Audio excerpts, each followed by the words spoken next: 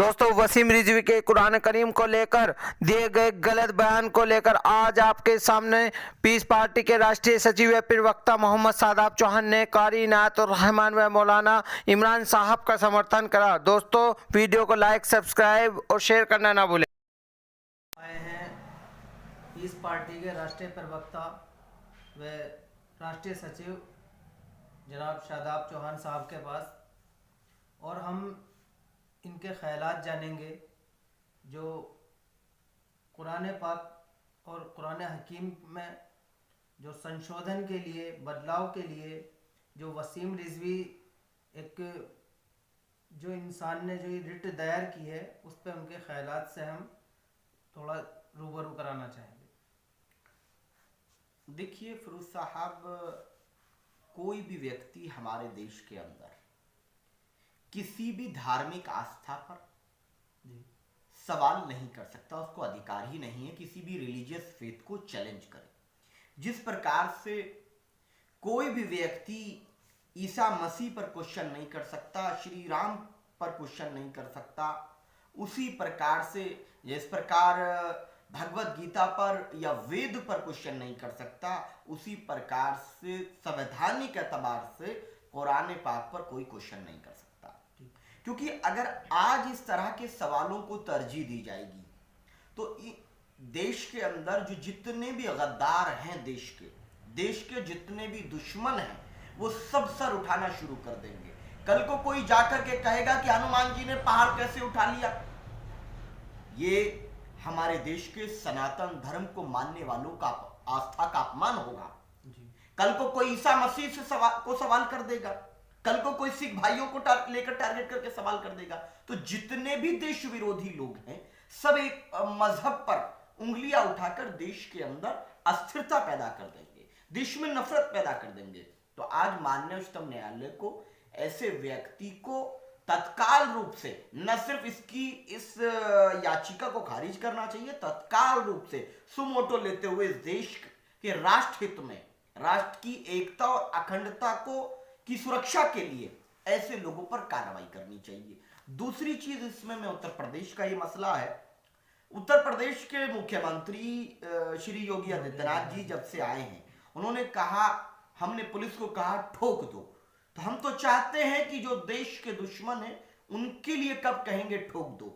दूसरी चीज, हमारे संविधान में जो जुडिशरी सिस्टम बना है उसमें सीआरपीसी 153A और 295 है, जिसके तहत 124A है देशद्रोह, जिसके तहत तत्काल गिरफ्तार करके इन पर एनएसए लगाना चाहिए और जितनी जल्द भी इसके की प्रोसीडिंग कंप्लीट करके फास्ट ट्रैक कोर्ट में, और इसको फांसी की या तो सजा मिले या ऐसे लोगों का एनकाउंटर करना चाहिए। ये सबसे बड़ा एनकाउंटर होगा। रही बात, क्योंकि मैं भी एक मुसलमान हूं और मेरा अकीदा, मेरा रिलीजियस बिलीफ ये है कि कुरान पाक की हिफाजत की जिम्मेदारी अल्लाह रब्बुल आलमीन ने ली है। इस दौर में अगर अबू जहल की शक्ल लेकर कोई आएगा, कोई इस दौर में दुश्मन बनकर आएगा और वो ये समझेगा कि मैं कुरान पाक को तब्दील कर दूंगा, जब तमाम दुश्मन इकट्ठा थे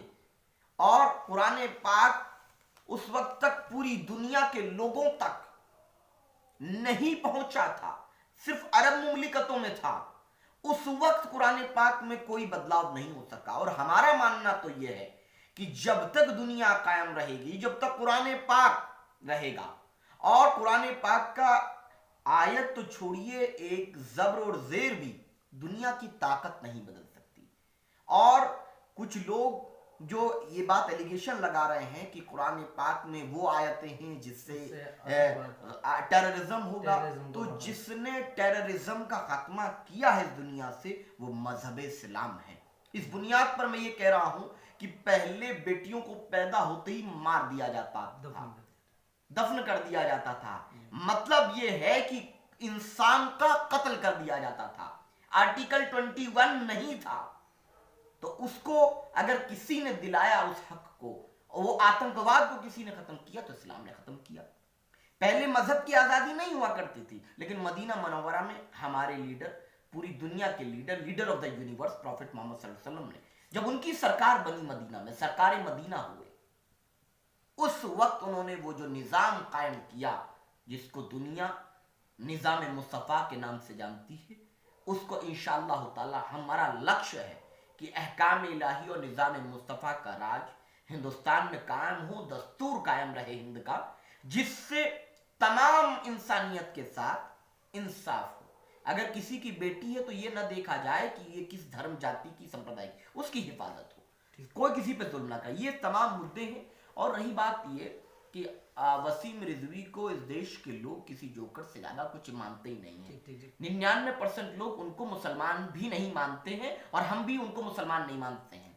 ठीक है, यहाँ तक तो हुई ये बात, ये तो आपके ख्यालात हैं।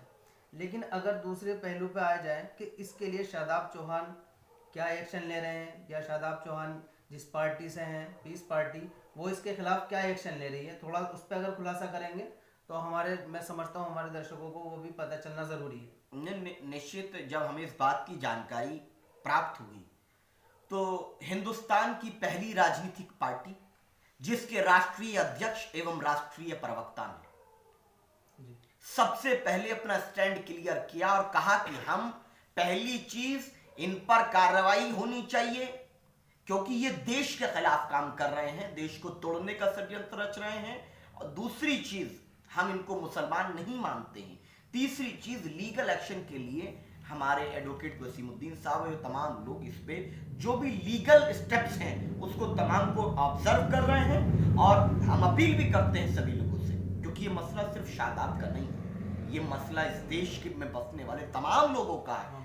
ऐसे लोगों पर FIR ज्यादा से ज्यादा कराइए। और मैं कहता हूं कि मुसलमान ही नहीं, इस देश के वो सनातन धर्म के लोगों को FIR करानी चाहिए जो लोग आस्था पर विश्वास रखते हैं, क्योंकि कल को उनकी आस्था को चैलेंज करेंगे इन जैसे जोकर, इन जैसे मक्कार कल को सिख भाइयों की आस्था को चैलेंज करेंगे। अगर सब लोग एकजुट होकर के जो अपने धर्मों पे विश्वास करते हैं, अपनी आस्थाओं पर विश्वास करते हैं, अगर वो जागे नहीं, उन्होंने अपनी लड़ाई नहीं लड़ी, इसके खिलाफ कानूनी कार्रवाई नहीं की, तो ऐसे लोग कल को और ज्यादा निकलेंगे। तो जैसे कल कारी इनायतुर रहमान साहब ने ऐलान किया है कि तमाम मुस्लिम नौजवान निकलिए और इस पे ज़्यादा से ज़्यादा FIR करिए, तो इसके बारे में क्या राय है आपकी? नहीं, हम तो पहले दिन से इस बात के तरफ हैं कि ऐसे लोगों पर जितनी ज्यादा मजबूती से कानूनी कार्रवाई हो उतना करना चाहिए। लेकिन इस चीज का ध्यान रहे कि कोई भी काम करते वक्त कानून को हाथ में नहीं लेना है। इस मसले में ये बहुत ही क्लियर हमारा स्टैंड है। और जो भी शख्सियत इस लड़ाई में, इस संवैधानिक लड़ाई में साथ आएगी और ये कार्य करेगी, हम उनके साथ हैं, पूरी मजबूती से उनके साथ हैं, जो भी ये शख्सियत काम करे। ठीक है, मेरठ की सरजमी से ये सबसे पहला काम जो उठाया है कारी इनायतुर रहमान साहब और मौलाना इमरान साहब ने इसको तरजीह दी है।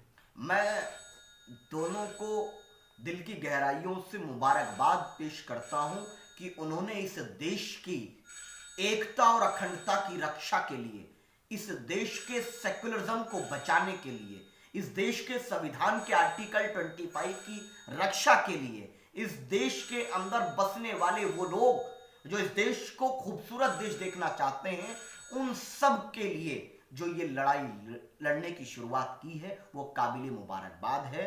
और पीस पार्टी की जो भी जरूरत इनको अगर लीगल एड की पड़ेगी तो हम अवश्य देने का प्रयास